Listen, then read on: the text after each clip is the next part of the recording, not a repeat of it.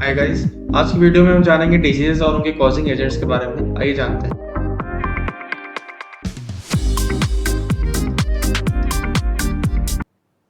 Topic शुरू होने के पहले मैं सोचा कि एक और आपको ट्रिक बता दूं। एक एक्स्ट्रा ट्रिक है, लेकिन ये भी chapter human health and disease में ही आता है। आप देखिए, बहुत सारे आप लोग जानते होंगे immunoglobins, IgA, IgG, IgD, IgE और एक्सेट्रा। तो इसको हम लोग डिक्रीजिंग ऑर्डर में, एक क्वेश्चंस बहुत आते थे तो उसका मैं एक ट्रिक बनाया था, तो मैं सोचा बता दूं। Decreasing order of immunoglobulin percentage. तो आपको इसमें याद रखना है गेम डी। गेम डी, इसको मैं गेमड़ी कहता था तो आप गेम डी बोल सकते हैं। तो गेम डी क्या हो जाएगा, और डिक्रीजिंग ऑर्डर में ना ये।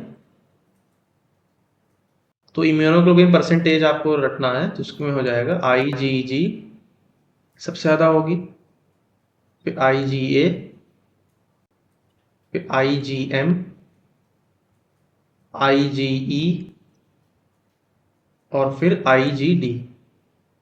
तो ये एक एक्स्ट्रा थोड़ा ट्रिक थी, मैं सोचा बता दूं टॉपिक शुरू होने से पहले। आइए टॉपिक शुरू करते हैं। देखिए, मैं आपको जो बताऊंगा वो कोई ट्रिक नहीं है, लेकिन ये बहुत ज़्यादा इंपॉर्टेंट टॉपिक है चैप्टर का। तो मैं सोचा एक कंसाइज वे में आपको एक लिखने का तरीका बता दूं, कैसे आपको लिखना चाहिए शॉर्ट नोट्स के उसमें बेसिस में। तो देखिए, आप यहाँ लिखिए डिजीजेस। इससे क्या होता है ना, हम लोग जैसे एग्जाम में अगर क्वेश्चन आता है ना, तुरंत रिकॉल हो जाता है। और फिर यहाँ लिखिए कॉजिंग एजेंट्स।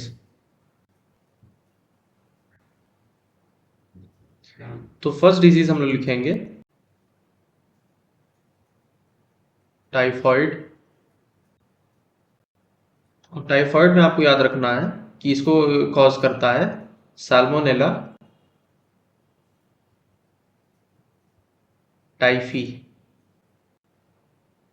जो एक बैक्टीरिया है। ठीक है। सेकंड आपको याद रखना है निमोनिया। इसको कॉज करता है स्ट्रेप्टोकॉकस निमोनी और हीमोफाइलस इन्फ्लुएंजाe। ये दोनों भी एक प्रकार के बैक्टीरिया हैं। तो देखिए, ये सब ज़्यादातर नाम तो आपको याद हो जाते हैं ना, salmonella typhi, streptococcus pneumoniae, Haemophilus इन्फ्लुएंजाe। तो ये तो आप तब भी याद कर लेते हैं। लेकिन अगर बाई चांस आपको क्वेश्चंस में अगर ये पूछ लिया कि टाइफॉइड का कॉजिंग एजेंट क्या है, उसमें 4 ऑप्शंस में बैक्टीरिया, वायरस, फंजाई, एल्गी ऐसे दे दिया, तो आपको पता पैरामीशियम, तो आपको बताना पड़ेगा कि बैक्टीरिया है।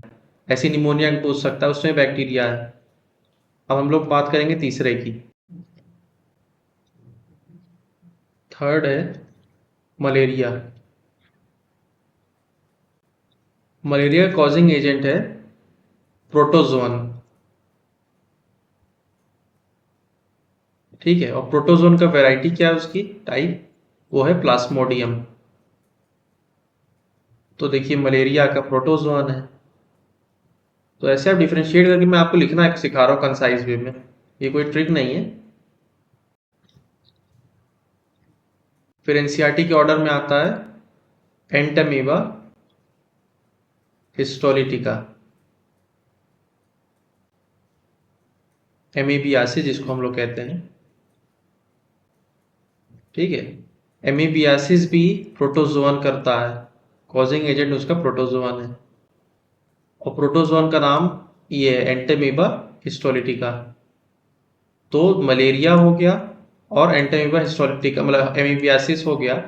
ये दोनों डिजीजेस एक प्रोटोजोन्स करते हैं, जिसमें मलेरिया का प्रोटोजोन है प्लाज्मोडियम और एमीबियासिस का प्रोटोजोन है एंटामीबा हिस्टोलिटिका।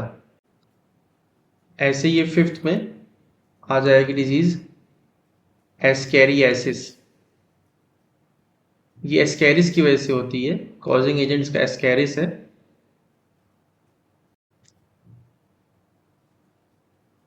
जिसको आप एनिमल किंगडम में भी पढ़ेंगे। ये एक टाइप का राउंड वॉर्म है। तो देखिए यहाँ पे अलग ये डाइवर्सिटी आ गई। ये राउंड वॉर्म है, तो एस्केरियासिस डिजीज कॉज करने वाले एजेंट राउंड वॉर्म है। ठीक है। अब आप करेंगे एलिफेंटियासिस सिक्स्थ में। एलिफेंटियासिस, या इसको हम लोग बोलते हैं फाइलेरियासिस। ये पूरा सीक्वेंस है एनसीईआरटी का। अगर आप देखेंगे ना चैप्टर, तो ये पूरा सीक्वेंस है। इसको भी वॉर्म करेंगे, लेकिन राउंड वॉर्म एस्केरियासिस कर रहे थे, और इसको करेंगे फाइलेरियल वॉर्म। कि फाइलेरियासिस से आप आराम से आपको याद हो जाएगा, फाइलेरियल वॉर्म है। और इसके एग्जांपल्स में आ जाएगा वुचरेरिया, बैंक्रॉफ्टी और वुचरेरिया मेलाई। तो देखिए आपको कैसे याद करना।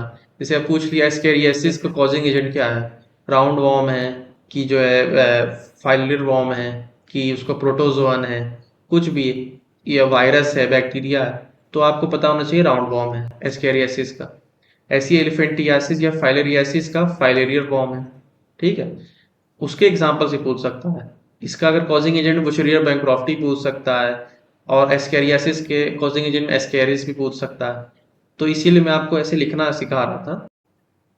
और एंड में सबसे आखिरी में आएगा, आई थिंक सेवेंथ में आएगा,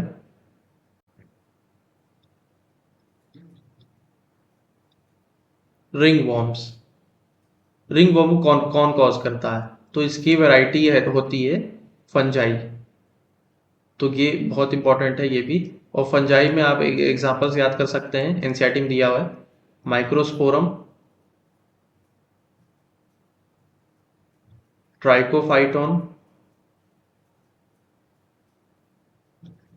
एपिडर्मोफाइटन।